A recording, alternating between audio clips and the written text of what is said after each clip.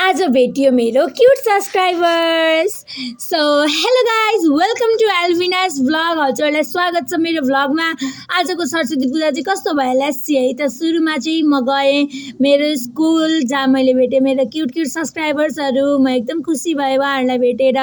र म आज आएको थिएँ मेरो प्यारे स्कुल जहाँ चाहिँ म 1 क्लासदेखि 10 क्लाससम्म पढेँ, रमाइलो गरेँ, साथीहरू बनाएँ, नयाँ नयाँ कुरा सिकेँ। यो स्कुल बन्दाखेरि स्कुलको धुलो माटो खेल्दै अगाडि बढेँ। मलाई चाहिँ स्कुलको लास्टै माया लाग्छ नि, बुढाहरू देखेर मलाई आफ्नो दिन याद आइरहेको थियो कि म सरस्वती पूजाको दिन कुर्ता सुरुवाल लाउँदै फलक पढ्दै आउँथेँ। मलाई चाहिँ त्यही याद आइरहेको थियो बुढाहरूलाई देखेर। अनि त्यसपछि म मेरो बहिनी अनि बहिनीको साथीहरू थिए, हामी चाहिँ लाइनमा बसिरहेको थियौँ। अनि बस्दा बस्दै यहाँ आइसु प्रिन्सिपल सर, मैले उहाँलाई नमस्ते गरेँ अनि उहाँले मेरो ब्लगमा high गरिसु।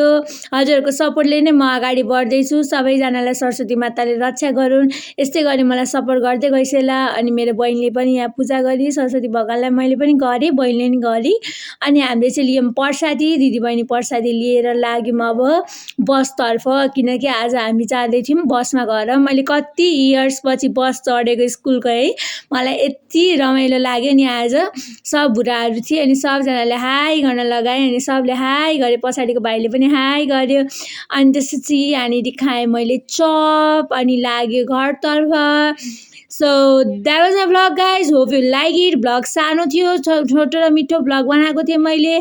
Like, comment, share, subscribe सबै गरिदिनुहोस्। Bye, thanks for watching.